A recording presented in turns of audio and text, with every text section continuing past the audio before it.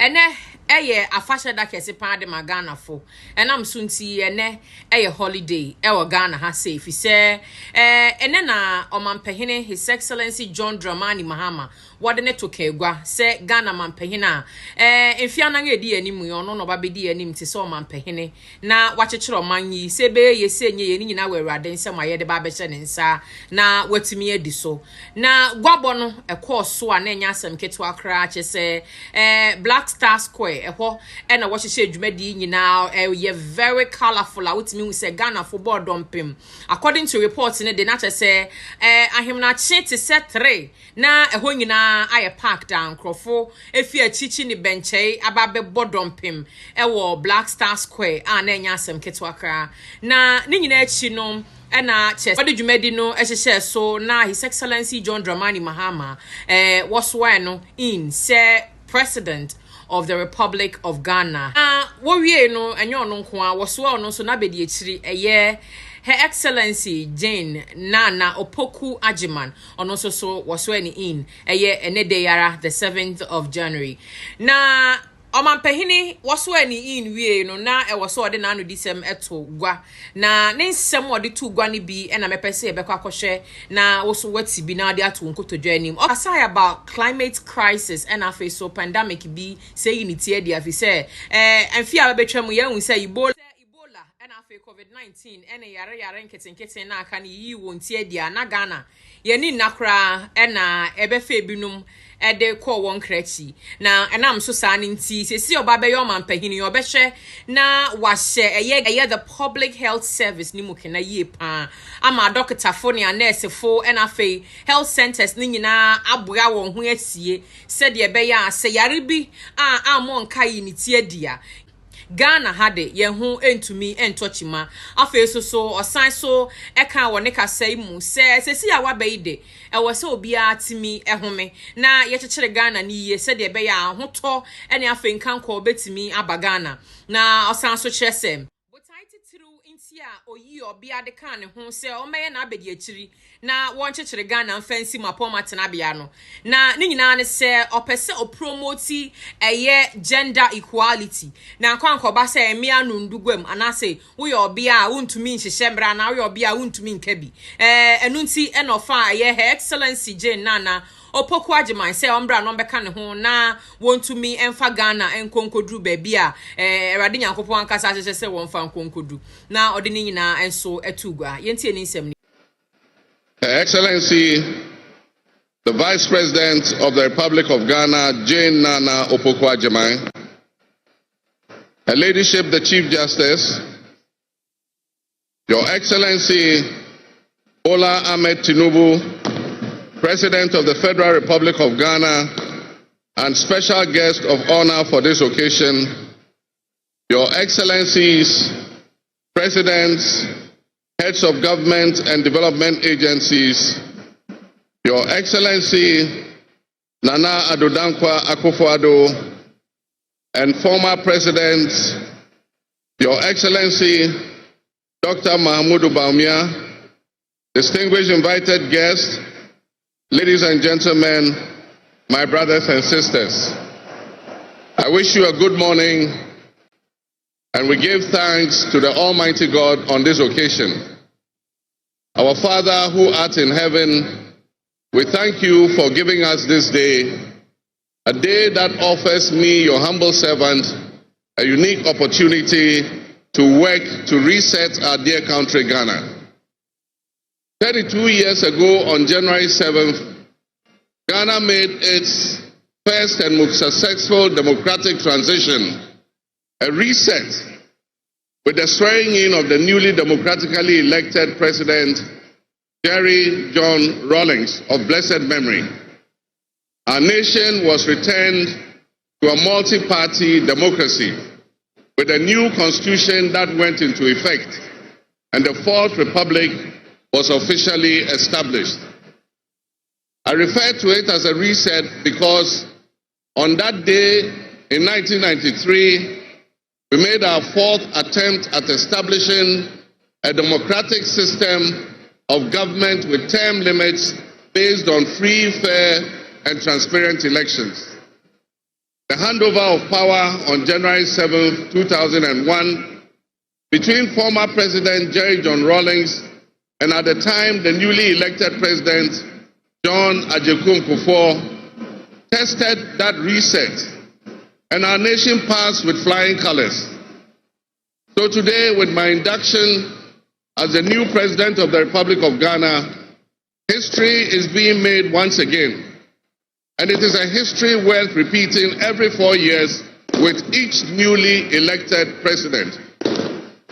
Today, we're also making a different kind of history, one that speaks to our maturity as a democracy, a nation of citizens enfranchised with the authority at the polls to determine their political future. Today's exercise between the outgoing President, His Excellency Nana Addo Dankwa Akufo-Addo, and I feels a bit like a deja vu. That is because 8 years ago to this day, on January 7, 2017, we shared this same space and performed this same transitional exercise. At the time, I was the outgoing president, having served one term, and he was the incoming president, having been given a mandate by the people of Ghana to lead this great nation of us. He and I both understood on that day, as I'm sure we are today, that it is the people of Ghana that we are elected to serve. Somehow, it seems fitting that it is with Nana Akufo-Addo that I twice shared this stage and this unique historical distinction, because Nana Akufo-Addo and I began our national political careers in Parliament in the same year, 1996. He has always greeted me with warmth, a firm handshake and a smile, and he is perhaps the only person in my life who has persistently chosen to call me Johnny. While we belong to opposing political parties, we shared a sense of mutual respect. In those early days, we probably could not have imagined that destiny would bring us to the leadership of our respective parties and that we would have to face off 3 separate times as we each vied for the highest office of the land. Nana asked this to be our final meeting under these circumstances. And as I look back on the journey we have traveled together, 2 much younger men who entered Parliament together with a full head of black hair, and you with the same bald head and round eyeglasses, I have to say that you have, without exception, been a worthy opponent. I extend my warmest wishes to His Excellency, the former Vice President, Dr. Alhaji Mahmoud Bawumia. It was a grueling campaign, and we gave it our all. Your sportsmanship in making an early concession eased tensions and contributed to the early conclusion of the electoral contest. I wish you all the best in your endeavors. My brothers and sisters, the world in which Ghana exists today, as I begin this presidency, is not the same world in which we have lived under other presidencies. There are tensions and conflicts that have not previously existed between nations. These tensions and conflicts place pressure on alliances to decide where we will support. There's a seismic shift happening within the system of global economic dominance. Whereas the G7 nations, United States, the United Kingdom, Canada, France, Germany, Italy, and Japan once provided the highest percentage of the world's GDP, over the last decade, that number has been steadily dropping. However, the combined total of the GDP of the BRIC nations, Brazil, Russia, India, South Africa, Iran, Egypt, Ethiopia, UAE, their GDP has been consistently increasing. In 2023, for instance, the G7's combined total of world GDP was 30%. But By 2029, that number is predicted to drop to 27%. In 2023, the BRICS percentage of world GDP was 37.3%. And so what does this mean to us in Ghana? What could it mean to our economy? Where do we fit in this geopolitical maelstrom? Technology such as artificial intelligence has taken us to new heights, opening up the potential for national, financial, and personal security issues that we are not yet able to imagine. One example is the use of misinformation and algorithm manipulations on social media platforms to sway a particular group's sentiments towards or away from something. Now more than ever before, we need to strengthen our ties with our neighbors to ensure that we're working together to keep our sub-region safe. We stand in solidarity and work in alliance with all our neighbors in the sub-region. Recognizing the history of our borders, we also acknowledge that on the other side of our country's borders are our family members. They may be Ivorians, they may be Togolese, they may be Burkinabes, they may be Nigerians or Malians, but they are also Akans, they are Kasinas, they are Gwans, they are Ewes, they are Nzemes, they are Hauses, they are Moshis and Gurmes, because we are all part of one another, one big family. With the increase of the climate crisis, and as the waters grow warmer, melting the Arctic ice and permafrost, there's a greater likelihood for viruses that have been frozen and thought to be extinct for decades, perhaps even centuries, to begin to spread and create another global pandemic. The changing climate conditions, increased population density in urban areas, and mass international travel are enabling existing viruses to spread and mutate at a faster and faster rate than they did before. This is a serious challenge. Let us not forget the toll that the past epidemics of viruses like Ebola, COVID, and Mpox have taken on the families and communities and medical infrastructure in several of our neighboring countries and in the sub-region. Let us also not forget how swiftly and completely the COVID pandemic brought the entire world to a screeching halt. My government will be working diligently to strengthen our public health systems while monitoring the global health situation so that when, and not if, but when the next pandemic or epidemic occurs, the loss of lives in Ghana will be minimal. The larger world exists around us and to some extent within us. While we cannot and should never use it as an excuse to stray from the direct and immediate needs of Ghana for the well-being of our citizens, we must also bear in mind that the affairs of the world, if we care to shape, lessen, avoid, or even at the other end of things, maximize the effect they have on us. My brothers and sisters, barely a month ago, we held historic elections that have caused dramatic shifts in our political landscape. I feel greatly honored that you, my compatriots, considered me worthy of receiving such an unprecedented and overwhelming mandate to steer the affairs of our beloved nation at this critical time in our history. The magnitude of this victory in the presidential elections and the gains that were made by my party, the National Democratic Congress, in the parliamentary elections naturally and justifiably resulted in great joy and celebration across our country, Ghana.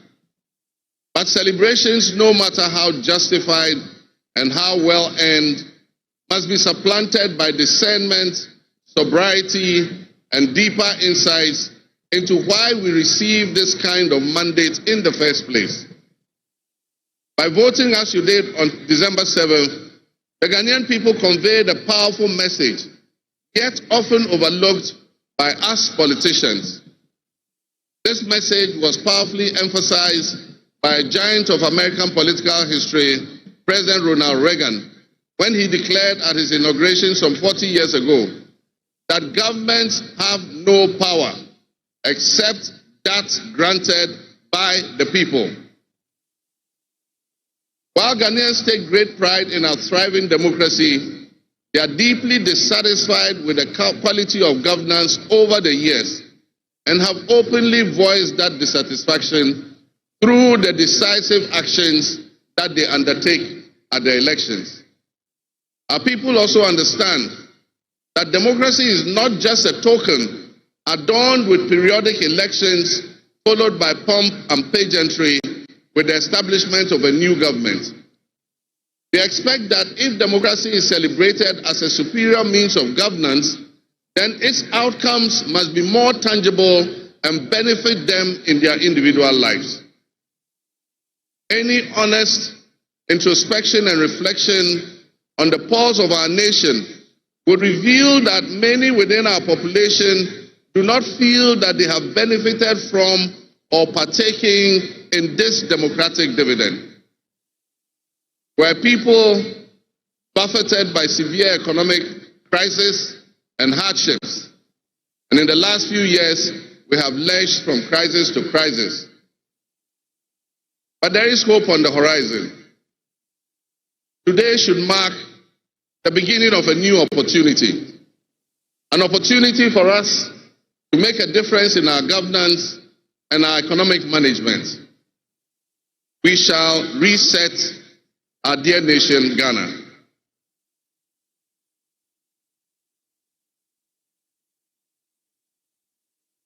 To the millions of my fellow countrymen and women who joined long queues and waited in the sun for their turn to vote for me, you have my sincerest thanks for honoring me. My firm, immutable assurance is that your vote will matter in the work that I'll do to make a difference in the destiny of this dear nation of ours. Your courage to bring change will not go in vain. Our nation was born with much promise.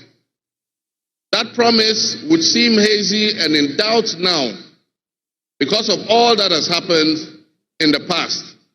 But I urge you, my fellow countrymen, not to be sucked into a state of perpetual pessimism. For some time, our country has urgently needed leadership with an unwavering desire to get things done. I, with all humility, assent that I intend to be that leader with your cooperation and your help. As your next leader, I shall strive to exercise sound judgment and be able to make the right calls at the right time. I will have the humility and presence of mind to take responsibility for any challenges and be willing to act firmly and timelessly to resolve the challenges that we face as a nation. Since the elections, I have read and heard the word hope used many times in relation to my presidency and what it should offer the citizens of Ghana.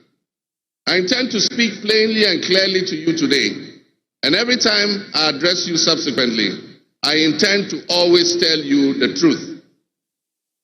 The circumstances we find ourselves in are indeed dire, but even so, I'll be decisive and swift in my actions. We'll focus our initial efforts on 4 critical areas. The first is economic restoration and stabilization of the macroeconomic environment. The second is the improvement of the business and investment environment to ensure that Ghana is once again open for business. The third is governance and constitutional reforms. And the final, but not the least, is accountability and the fight against corruption.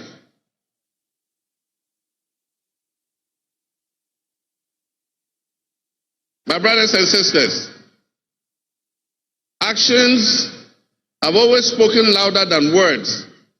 With that in mind, I have entered into a covenant with you, the good people of Ghana, in which I have enumerated 26 actions that I'll take within my first 120 days.